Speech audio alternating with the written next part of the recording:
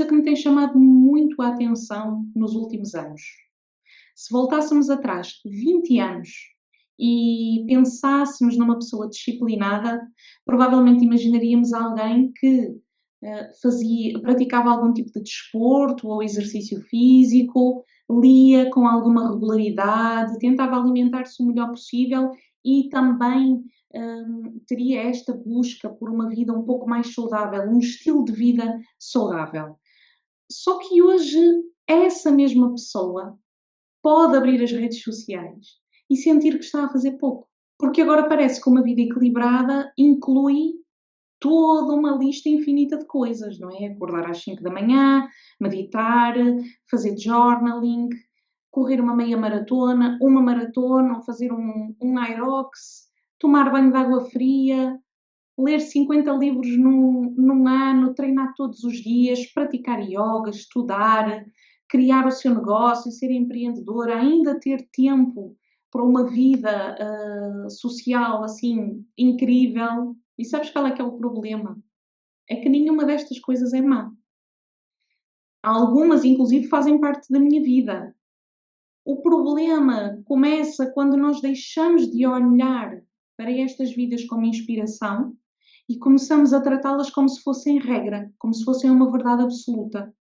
Então, quando nós começamos a tratar aquilo que é excepcional como se fosse uma regra ou uma regularidade, nós deixamos de construir uma vida sustentável. E a certa altura já não estamos a falar de objetivos. Entendam, nós estamos a falar de uma lista impossível de ser concretizada tendo em conta o comum mortal. Tendo em conta que a grande maioria são mulheres que trabalham 8 ou mais horas, que a grande maioria trabalha por turnos e algumas delas ainda têm filhos. E quando eu faço esta pergunta e surge a lista infinita, eu por norma faço uma segunda pergunta que é: ok, então de onde é que veio esta lista? Esta lista foi de facto construída por ti ou tu foste juntando pontos e pontos e pontos à lista ao longo dos anos, tendo em conta tudo aquilo que foste vendo como sendo a vida ou a rotina ideal?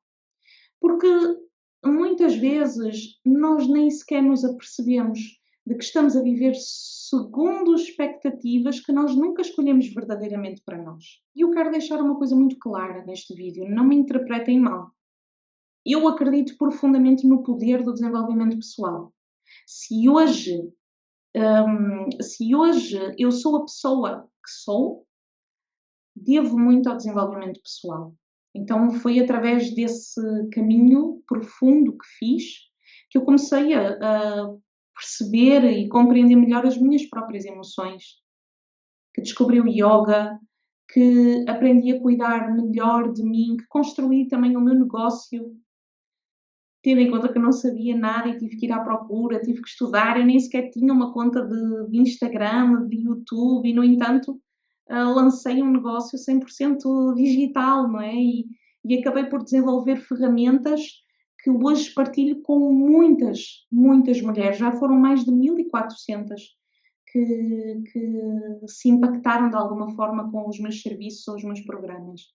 Está bem? Então, não interpretem mal, o problema não é crescer, não é nós não sermos ambiciosas.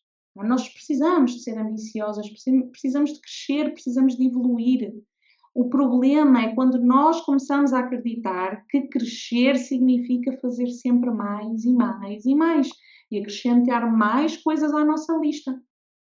Porque há uma diferença muito grande entre crescer e vivermos constantemente a tentar otimizar cada minuto da nossa vida. E houve uma altura da minha vida em que eu senti muito isso, eu fiz muito isso, quando lancei o meu negócio. Eu acreditava que só poderia descansar verdadeiramente quando eu chegasse à minha definição de sucesso. Então, o primeiro ano e meio, eu não descansei. 7 dias por semana, eu não tive fins de semana durante um ano e meio. Vocês só podem imaginar qual é que foi a consequência disso, não é? Não é? E portanto, era como se a tranquilidade estivesse sempre a um objetivo mais à frente, não é? Então era só quando o negócio crescer, é só quando eu tiver mais clientes, é só quando eu conseguir exclusivamente viver exclusivamente dele.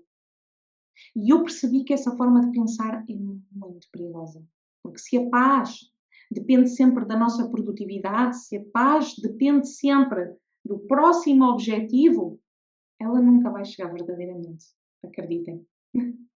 Porque há sempre mais um degrau, há sempre mais uma meta que nós queremos ultrapassar, há sempre mais uma coisa para conquistar. O ser humano é ambicioso. Nós temos de contar com isso. E, e eu acredito que isto aconteça em muitas outras áreas da nossa vida, não só na nossa vida profissional, também com o nosso corpo, com a nossa aparência, com os nossos hábitos, rotinas, com o desenvolvimento pessoal. Então nós vivemos sempre na expectativa de que na nossa próxima versão é que finalmente vamos merecer descansar, vamos merecer olhar para nós e cuidarmos de nós. Há uma frase que me ajuda muito a colocar tudo isto em perspectiva, né? De que o problema é que nós deixamos de distinguir o que é inspiração daquilo que é uma expectativa. Então, uma pessoa, vamos a alguns exemplos, uma pessoa correr uma maratona pode ser super inspirador, pode nos inspirar a sair da cadeira e irmos fazer alguma coisa por nós. Mas isso não significa que correr uma maratona tenha que fazer parte da nossa vida. Há uma diferença. Alguém ler 50 livros num ano e partilhar connosco nas redes sociais, o que seja, todo esse processo de leitura pode ser muito inspirador para nós começarmos a ler, para lermos mais, para fazermos alguma coisa que gostamos e que não fazemos há muito tempo, mas isso não significa que se tu leres 6 livros num ano, és menor que essa pessoa, ou que estejas a falhar. Há pessoas que gostam genuinamente de acordar às 5 da manhã, outras não. Então, está tudo bem, sabem? Há pessoas que gostam de treinar todos os dias, há outras pessoas que preferem fazer boas caminhadas 2, 3 vezes por semana. Entendam que está tudo bem. Porque nós não somos iguais e nem tudo tem que ser para toda a gente. Então eu acho que um dos maiores problemas da atualidade, das redes sociais, é que nós deixamos de olhar e de ver a exceção como uma exceção. Nós começamos a normalizar o excepcional. E quando nós fazemos isso, a nossa vida, que é perfeitamente normal, torna-se insuficiente.